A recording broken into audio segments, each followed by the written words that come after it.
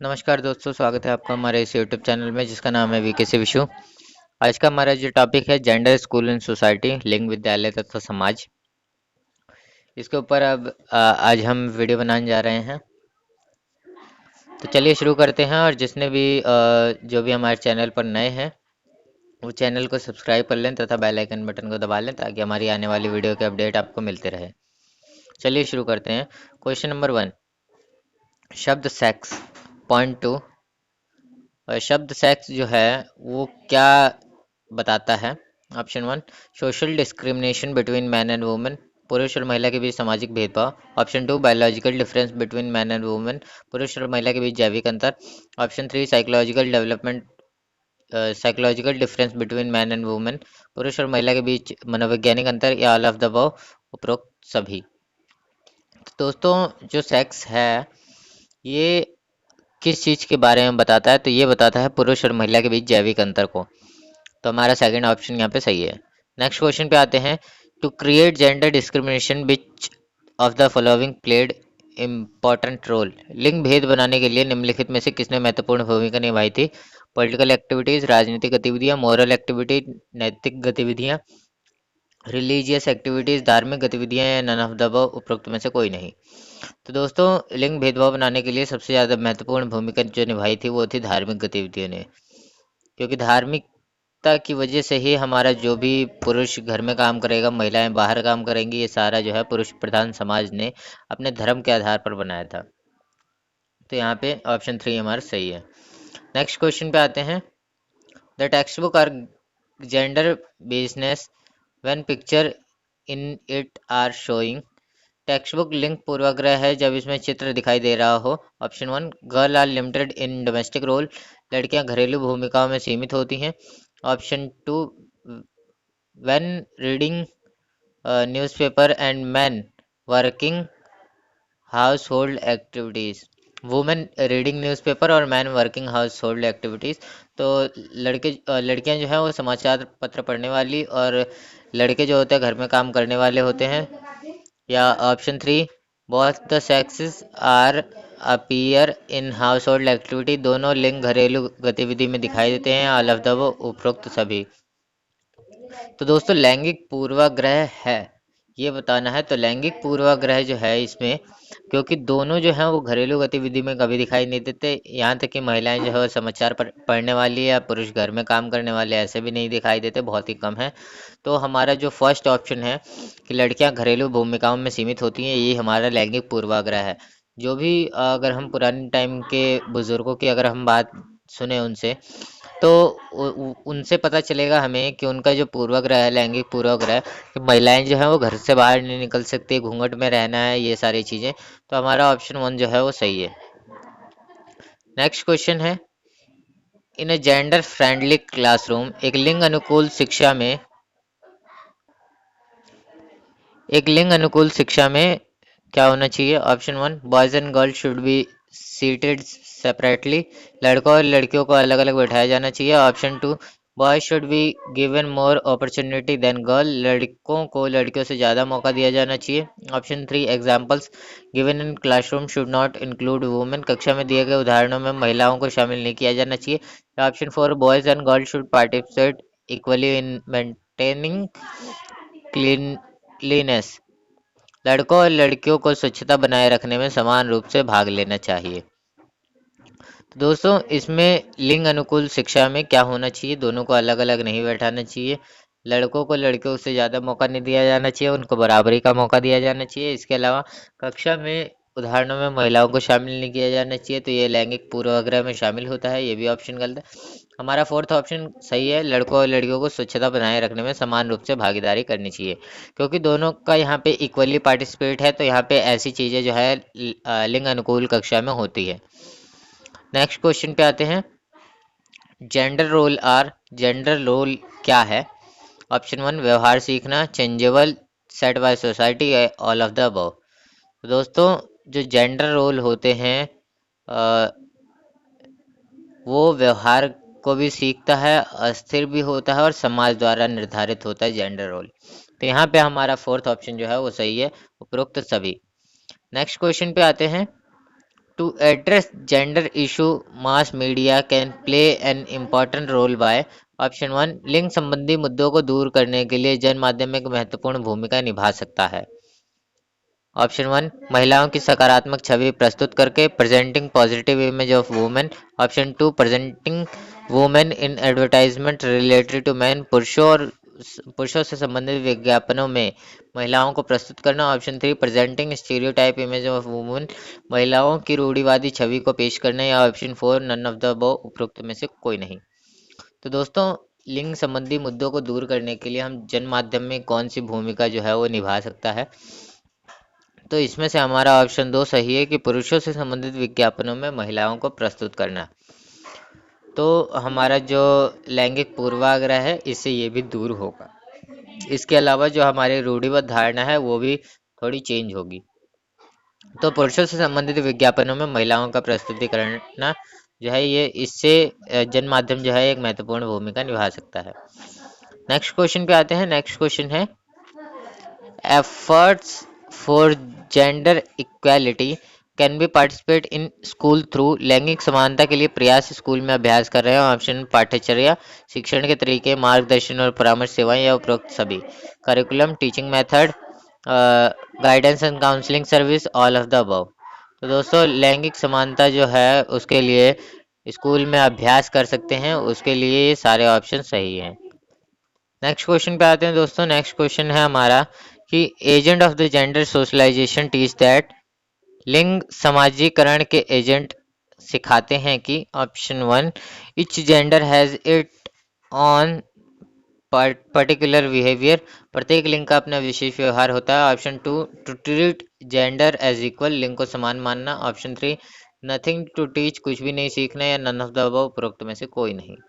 तो लिंग समाजीकरण का एजेंडा कि अगर हम बात करें कि लिंग समाजीकरण के एजेंट जो हैं वो हमें क्या सिखाते हैं, तो वो हमें सिखाते हैं कि प्रत्येक लिंग का अपना विशेष व्यवहार होता है और उसी विशेष व्यवहार के अनुसार ही कोई भी लिंग जो है वो व्यवहार करता है। तो हमारा फर्स्ट ऑप्शन यहाँ पे सही है। नेक्स्ट क्वेश्चन पे आते हैं। नेक्स्ट क्वेश्चन है हमारा कि विच of the following statement regarding sexual harassment is correct. यौन उत्पीड़न के संबंध में निम्नलिखित में से कौन सा कथन सही है? Option 1 it only happens to man, यह केवल पुरुषों का होता है। Option 2 it only happen to women, यह केवल महिलाओं का होता है। या option 3 it can happen for both man and women in special environment, यह विशेष वातावरण में पुरुषों और महिलाओं दोनों के लिए हो सकता है। या option 4 it can happen for both man and women in any environment, यह किसी भी वातावरण में पुरुषों और महिलाओं दोनों के लिए हो सकता है। तो दोस्तों, यौन उत्पीड़न का जो मामला है वो किसी भी वातावरण में पुरुष और महिलाओं के लिए हो सकता है। तो ये जो है ऑप्शन 4 हमारा सही है। नेक्स्ट क्वेश्चन पे आते हैं। An agent of change in gender equality it is necessary for teacher that. लिंग समानता में परिवर्तन के एक एजेंट के रूप में यह एक शिक्षक के लिए आवश्यक है। Option 1 girl should be given the duty of decorating the class, लड़कियों के वर्ग को सजाने का कर्तव्य देना चाहिए। Option 2 boys should be given the duty of organising quiz, लड़कों को प्रश्नोत्तरी के कार्य आयोजन का कर्तव्य दिया जाना चाहिए। या option 3 provide responsibility in equality to both the sex, दोनों लिंगों को समान रूप से जिम्मेदारी प्रदान करनी चाहिए। या ऑप्शन 4 उपरोक्त सभी।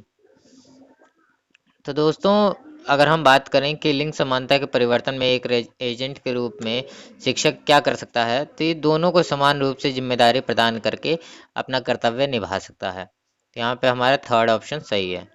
नेक्स्ट क्वेश्चन पे आते हैं। In rural areas the reason for girl drop out is, ग्रामीण क्षेत्रों में लड़कियों को पढ़ाई छोड़ने का क्या कारण है? Option 1 lake of interest in study, पढ़ाई में कम रुचि होना। Option 2 lake of sanitation facility, स्वच्छता सुविधा का अभाव। ऑप्शन 3 सेफ्टी रीजन, सुरक्षा कारण। या उपरोक्त सभी, ऑल ऑफ द अबव। तो दोस्तों, ग्रामीण क्षेत्र में महिलाओं को अपनी पढ़ाई छोड़ने का जो कारण है वो ये सारे ही हैं: पढ़ाई में रुचि कम होना, स्वच्छता सुविधा का अभाव और सुरक्षा कारण। तो यानी हमारा फोर्थ ऑप्शन सही है। नेक्स्ट क्वेश्चन पे आते हैं। To prevent abuse in school, school should, school में दुर्व्यवहार को रोकने के लिए स्कूल को क्या करना चाहिए? Option one, develop girl safety programme, लड़कियों की सुरक्षा प्रोग्राम को विकसित करना। Option two, develop self confidence of girl, लड़कियों का आत्मविश्वास विकसित करना। Option three, assist environment of the school, school का पर्यावरण का आकलन करना। या option four, all of the above, उपरोक्त सभी। तो दोस्तों, स्कूल में दुर्व्यवहार रोकने के लिए हम ये तीनों कार्य अपना सकते हैं। स्कूल में हम लड़कियों के लिए सुरक्षा प्रोग्राम भी विकसित कर सकते हैं, उनके आत्मविश्वास में वृद्धि भी कर सकते हैं, और पर्यावरण, स्कूल के वातावरण को हम आंक सकते हैं कि स्कूल के वातावरण में क्या चल रहा है, कैसा माहौल है, किस माहौल से बच्चे आते हैं और उनकी क्या सोच है, इस हिसाब से भी हम उनको सेफ्टी दे सकते हैं। तो हमारा फोर्थ ऑप्शन यहाँ पे सही है। नेक्स्ट क्वेश्चन है, education of a girl child is help in, बालिकाओं की शिक्षा सहायक है किसमें? Option one, reducing fertility role, प्रजनन क्षमता को कम करना। Option two, improving family health, परिवार के स्वास्थ्य में सुधार लाना। Option three, reducing morality rate, मृत्यु दर में कमी लाना। या option four, all of the above, उपरोक्त सभी। तो दोस्तों, बालिकाओं की जो शिक्षा है वो किस चीज़ में सहायक है? तो ये इन सभी चीज़ों में सहायक है। प्रजनन क्षमता को कम कर सकती है, परिवार के स्वास्थ्य में सुधार ला सकती है, मोरल मोर्टेलिटी दर में जो है वो कमी भी ला सकती है, मृत्यु दर में भी कमी ला सकती है। तो हमारा फोर्थ ऑप्शन सही है, उपरोक्त सभी। नेक्स्ट क्वेश्चन पे आते हैं। What is the factor that affect gender role, ऐसे कौन से कारक हैं जो लैंगिक भूमिका को प्रभावित करते हैं? ऑप्शन एक, उम्र, age. Option two, class. Option three, religion, धर्म। या ऑप्शन फोर, उपरोक्त सभी। कौन से कारक लैंगिक भूमिका को प्रभावित करते हैं? तो ये सारे कारक जो हैं वो लैंगिक भूमिका को प्रभावित करने वाले कारक हैं। नेक्स्ट क्वेश्चन है, in our society which is not a masculine trait, हमारे समाज में जो एक मर्दाना विशेषता नहीं है वो कौन सी है? एग्रेसिव, आक्रामकता। ऑप्शन टू, रेशनल, वाजिब। या ऑप्शन थ्री, इंडिपेंडेंट, स्वतंत्र। या ऑप्शन फोर, सबमिसिव, विनम्र। तो दोस्तों, हमारे समाज में मर्दाना विशेषता नहीं है, वो है विनम्रता की। क्योंकि यहाँ पे हमारे समाज में, भारत देश में जो बोला जाता है कि जो मर्यादा में जो विनम्र होती हैं वो लड़कियाँ होती हैं, लड़के नहीं। तो ये ऑप्शन जो है वो हमारा गलत है। नेक्स्ट क्वेश्चन पे आते हैं। वुमेन वायलेंस कंप्रेज ऑफ, महिला हिंसा में निम्न शामिल है। ऑप्शन वन, फिजिकल एक्सप्लॉयटेशन, शारीरिक शोषण, मानसिक शोषण, दहेज हत्या। या उपरोक्त सभी। तो दोस्तों, महिला हिंसा में ये सारी चीज़ें आती हैं: शारीरिक शोषण, मानसिक शोषण, और इसके अलावा दहेज हत्या। ठीक है, ये सारी चीज़ें आती हैं। नेक्स्ट क्वेश्चन पे आते हैं। लिंग भेदभाव के क्या कारण हैं? What are the causes of gender discrimination? Option one, poverty, गरीबी। ऑप्शन टू, लिटरेसी, निरक्षरता। Option three, lack of awareness of right among women, महिलाओं के अधिकारों के प्रति जागरूकता का अभाव। या ऑल ऑफ द अबव, उपरोक्त सभी। तो लिंग भेदभाव की सभी कारण हो सकते हैं। ठीक है, तो हमारे यहाँ पे फोर्थ ऑप्शन सही है। नेक्स्ट क्वेश्चन की ओर बढ़ते हैं। नेक्स्ट क्वेश्चन है हमारा, the principle of gender equality refer to, लिंग समानता का सिद्धांत निम्नलिखित है। Option one, of families being treated equally, सभी महिलाओं के साथ समान व्यवहार किया जा रहा है। Option two, all males being treated equally, सभी पुरुषों के साथ समान व्यवहार किया जा रहा है। Option three, male female should be treated the same as male, मादाओं को नर के समान माना जा रहा है। या option four, all of the above, उपरोक्त सभी। तो लैंगिक समानता का इसमें से सिद्धांत कौन सा है?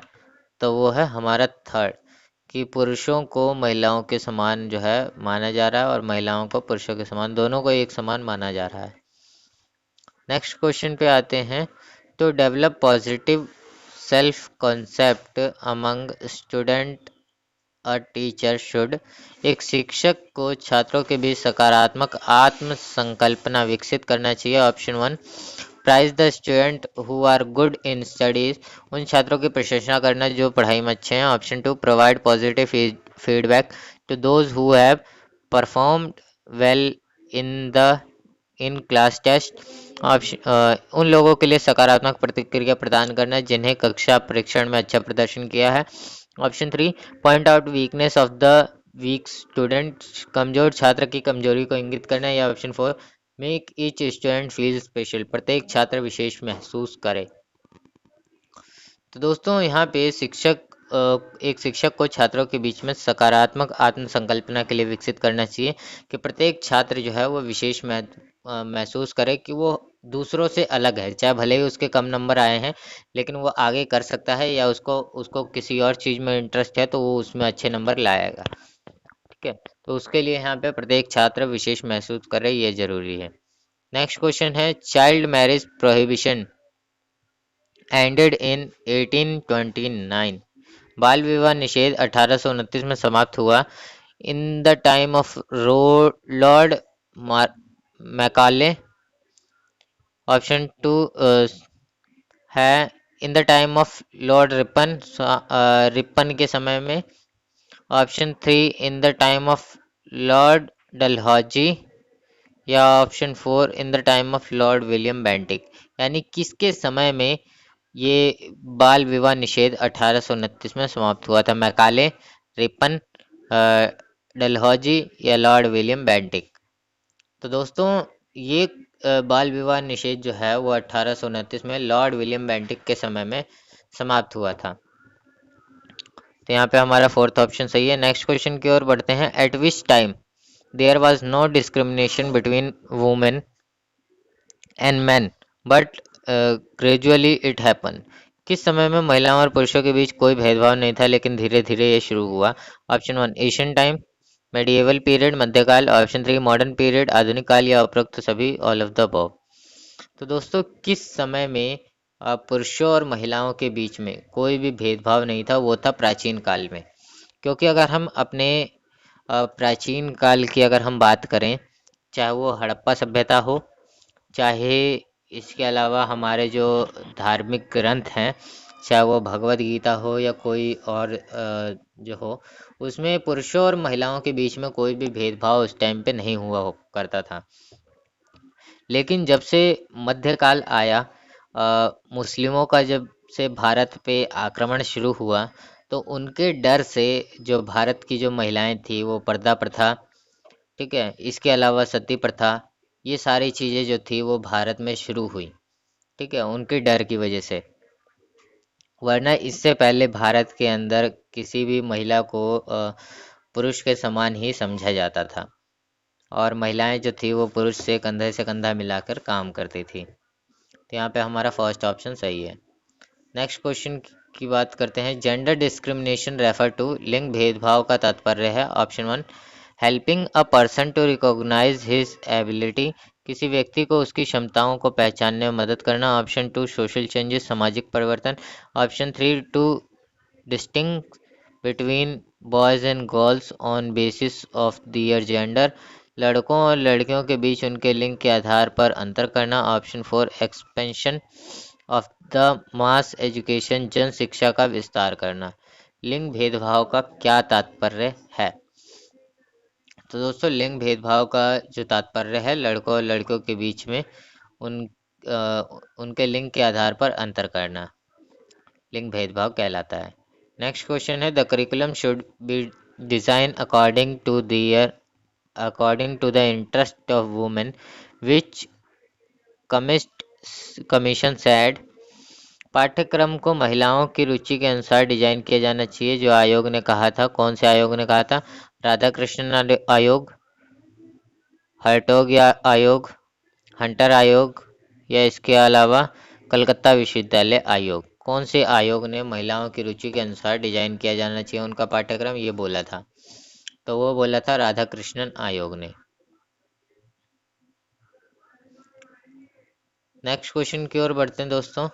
नेक्स्ट क्वेश्चन है हमारा कि वुमेन एम्पावरमेंट मीन्स, महिला एम्पावरमेंट का क्या अर्थ है? Option 1, be able to make their own decision, अपना निर्णय लेने में सक्षम होना। Option 2, be ahead of man, पुरुषों से आगे। Option 3, do not work at home, घर में कोई काम ना करें। ऑप्शन 4, बी फिजिकली हेल्थी, शारीरिक रूप से स्वस्थ रहें। वुमेन एम्पावरमेंट का जो अर्थ है वो है अपना निर्णय लेने में सक्षम होना। तो यहाँ पे फर्स्ट ऑप्शन हमारा सही है। नेक्स्ट क्वेश्चन की ओर बढ़ते हैं। To whom is article 14 to 18 of the constitution related, संविधान के अनुच्छेद 14 से 18 किससे संबंधित है? ऑप्शन 1, कंपलसरी एजुकेशन राइट, अनिवार्य शिक्षा अधिकार। ऑप्शन 2, सेकेंडरी एजुकेशन राइट, माध्यमिक शिक्षा का अधिकार। ऑप्शन 3, रिलीजियस एजुकेशन, धार्मिक शिक्षा। या ऑप्शन 4, राइट टू एजुकेशन, शिक्षा का अधिकार। तो दोस्तों हमारा जो अनुच्छेद 14 से 18 है वो बेसिकली शिक्षा के अधिकार पे है। बेसिकली अगर हम बात करें तो सबसे पहले जो हमारा अधिकार है समानता का अधिकार, वह 14 से 18 के अंदर समानता का अधिकार जो है वो हमारे संविधान में दिया गया है, जिसके अंदर शिक्षा का अधिकार जो है कि प्रत्येक बच्चे को शिक्षा मिले। ठीक है, तो वो शिक्षा का अधिकार जो है वो संशोधन करके लागू किया गया हमारे संविधान में 14 से 18 के बीच। नेक्स्ट क्वेश्चन पे आते हैं।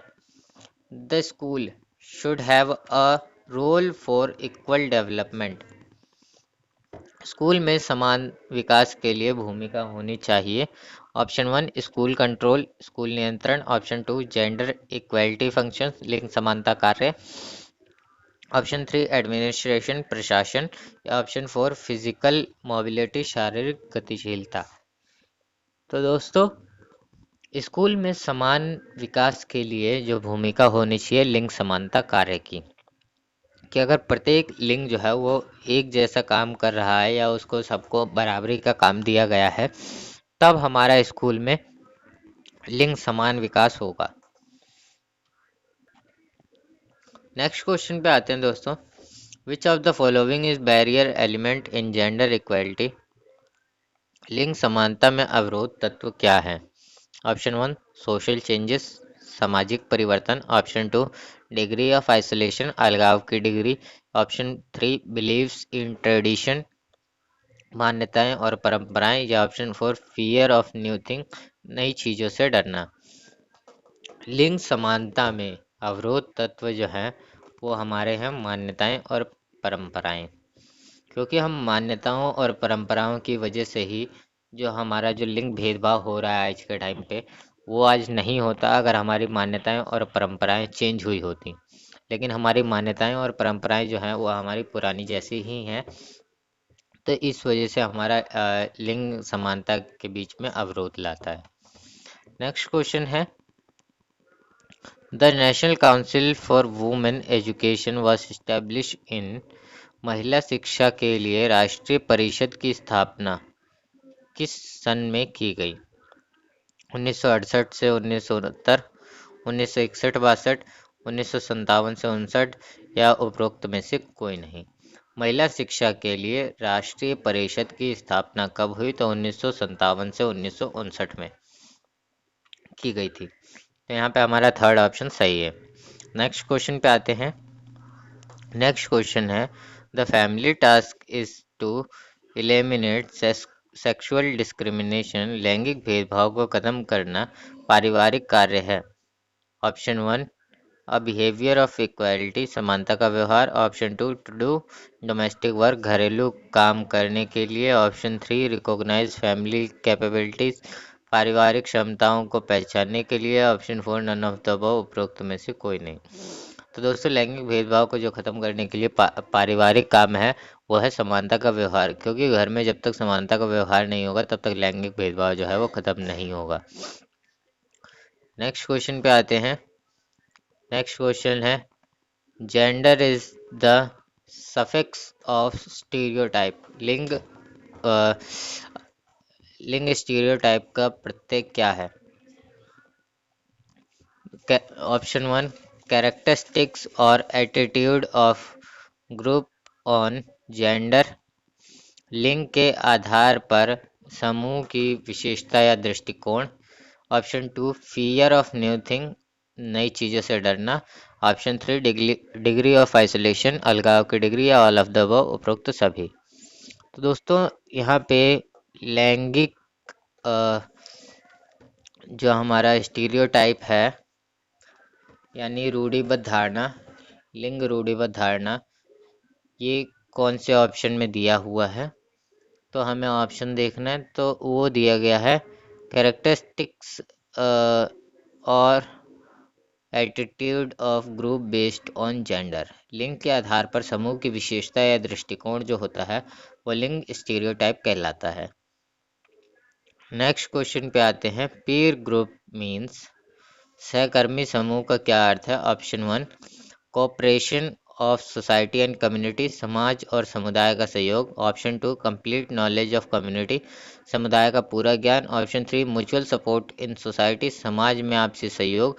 Option 4 group of the student receiving education together, शिक्षा प्राप्त करने वाले छात्र को एक साथ समूहित करना।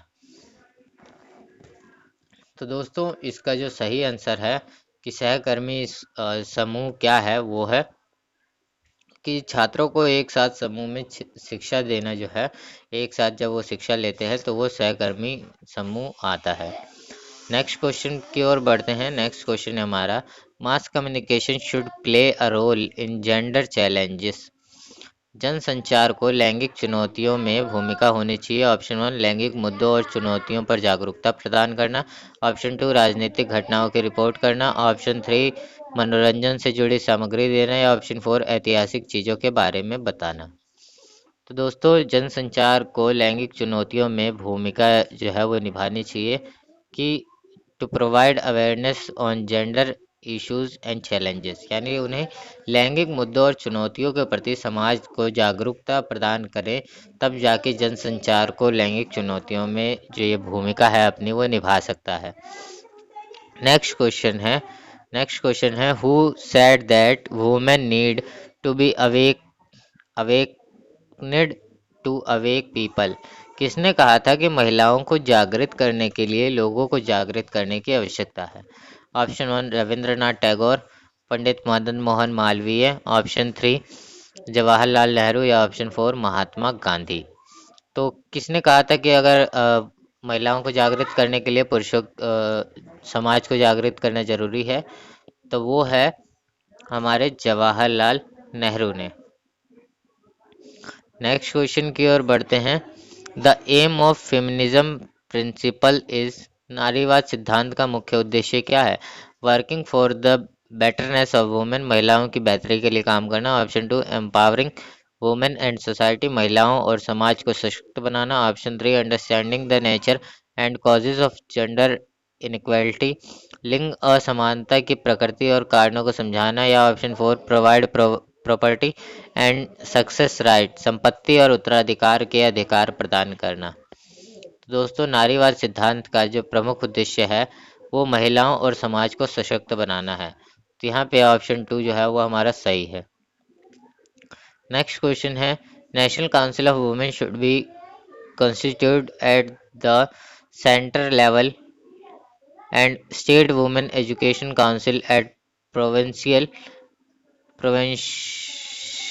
provincial level which committed said, महिलाओं की राष्ट्रीय परिषद का गठन केंद्र स्तर पर और राज्य स्तर पर महिला शिक्षा परिषद का प्रांतीय लेवल में किया जाना चाहिए। जो समिति ने कहा था, कौन सी समिति ने ये बोला था? ऑप्शन 1 है हमारा महिला शिक्षा के लिए राष्ट्रीय परिषद। ऑप्शन 2 दुर्गाबाई देशमुख समिति। ऑप्शन 3 आचार्य नरेंद्र देव समिति, या ऑप्शन 4 ईश्वर भाई पटेल समिति। दोस्तों महिलाओं को राष्ट्रीय शिक्षा का परिषद का गठन करना और राज्य में महिला शिक्षा परिषद का गठन करना, ये कौन सी समिति ने बोला था? तो वो समिति थी हमारी सेकंड वाली दुर्गाबाई देशमुख समिति। नेक्स्ट क्वेश्चन की ओर बढ़ते हैं। The constitution provides for monitoring assistance of women. Next question है दोस्तों, the constitution provide for mentoring assistance for women, संविधान में महिलाओं के लिए सहायता प्रदान करने वाला कौन सा प्रावधान है? आर्टिकल 42, आर्टिकल 39, आर्टिकल 44 या आर्टिकल 45। तो दोस्तों महिलाओं के लिए सहायता प्रदान करने वाला जो अधिकार है वो है आर्टिकल 42। हमारे आर्टिकल 42 में ये बोला गया है कि महिलाओं को जो न्याय मिलना चाहिए, सामाजिक न्याय चाहे सांस्कृतिक न्याय, आर्थिक न्याय, वो यहाँ पे प्रोवाइड जो है वो हमारे आर्टिकल 42 से किया जाता है। तो यानी संविधान में महिलाओं के लिए सहायता प्रदान करने का जो प्रावधान है वो है अनुच्छेद 42। नेक्स्ट क्वेश्चन की ओर बढ़ते हैं। नेक्स्ट क्वेश्चन है हमारा कि dash is one of the most harmful style of parenting that can be should use on a child. Parenting की सबसे हानिकारक शैलियों में से क्या है जो बच्चे पर मुकदमा कर सकती है? तो ऑप्शन 1 है परमिसिव, ऑप्शन 2 है निग्लेक्टफुल, बेपरवाह, ऑप्शन 3 है अथॉरिटेटिव या ऑप्शन 4 है अथॉरिटेरियन, सत्तावादी। तो पेरेंटिंग स्टाइल की सबसे हानिकारक जो शैली है जिस पे बच्चे पर मुकदमा कर सकती है वो है बेपरवाह।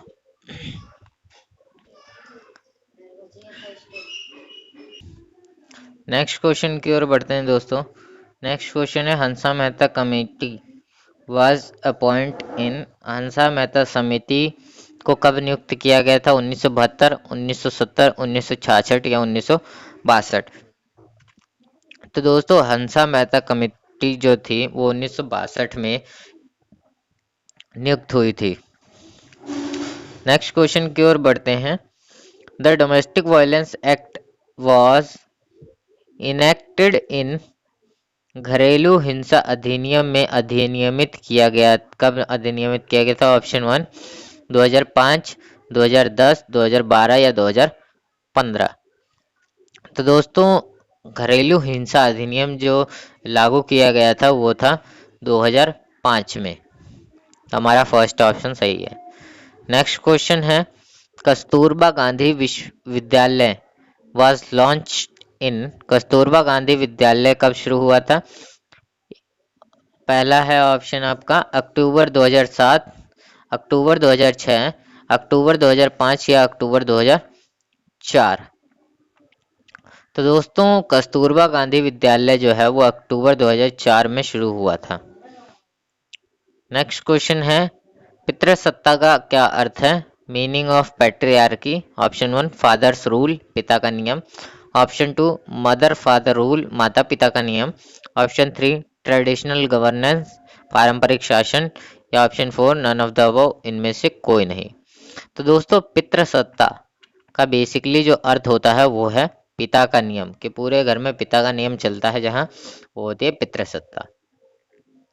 नेक्स्ट क्वेश्चन पे आते हैं। नेक्स्ट क्वेश्चन है हमारा mostly in gender stereotype. Gender stereotype में ज़्यादातर क्या होता है? Option 1 has a positive meaning, सकारात्मक अर्थ है, option 2 has a negative meaning, नकारात्मक अर्थ है, option 3 women are pushed forward, महिलाओं को आगे बढ़ाया जाता है, या option 4 the mean are pushed forward, माध्य को आगे बढ़ाया जाता है। तो जेंडर स्टीरियोटाइप बेसिकली जो इसका स्टीरियोटाइप का अर्थ होता है वो है रूढ़िवादिता। तो इसमें ज़्यादातर माध्य को आगे बढ़ाया जाता है। तो हमारा ये ऑप्शन सही है।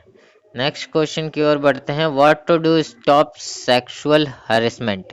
यौन उत्पीड़न को रोकने के लिए क्या करना चाहिए? Option 1 policies should be formulated against sexual harassment, नीतियों को यौन उत्पीड़न के खिलाफ तैयार किया जाना चाहिए। Option 2 complaints committee should be set up, शिकायत समिति का गठन किया जाना चाहिए। Option 3 women should provide legal aid, महिलाओं को कानूनी सहायता प्रदान करनी चाहिए, या option 4 all of the above, उपरोक्त सभी सही है। तो यौन उत्पीड़न को रोकने के लिए ये हम तीनों चीज़ें कर सकते हैं, तो यानी हमारा फोर्थ ऑप्शन जो है वो सही है। नेक्स्ट क्वेश्चन की ओर बढ़ते हैं। The Kothari commission gave which of the following suggestion for girls child education. Kothari आयोग ने बालिका शिक्षा के लिए कौन सा सुझाव दिया था? ऑप्शन 1 स्कूल हेल्थ केयर को व्यवस्थित करना, ऑप्शन 2 को करिकुलर गतिविधियों का रखा जाना, ऑप्शन 3 लड़कों और लड़कियों के लिए शिक्षा के किसी भी स्तर का पाठ्यक्रम समान होना चाहिए लेकिन गृह विज्ञान आवश्यक है, ऑप्शन 4 सेल्फ गवर्नमेंट सिस्टम को देखते हुए स्पेस दिया जाना चाहिए। तो दोस्तों इसका सही जवाब है कि लड़कों और लड़कियों के शिक्षा किसी भी स्तर पर पाठ्यक्रम जो है वो समान होना चाहिए लेकिन गृह विज्ञान जो है वो आवश्यक होना चाहिए दोनों के लिए। नेक्स्ट क्वेश्चन है when was Ramakrishna mission was founded? Ramakrishna mission की स्थापना कब हुई थी? ऑप्शन 1 मई 1 मई 1997,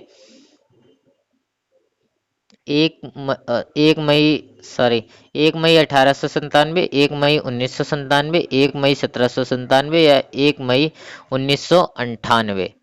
तो दोस्तों इसकी रामाकृष्ण मिशन की जो स्थापना हुई थी वो थी 1 मई 1897 में। तो दोस्तों आज की क्लास हमारी यहीं ख़त्म होती है। अगर ये वीडियो पसंद आए तो कृपया इसे लाइक शेयर और सब्सक्राइब कर दें और बेल आइकन बटन को भी दबा दें ताकि हमारी आने वाली वीडियो के अपडेट आपको मिलती रहे। धन्यवाद।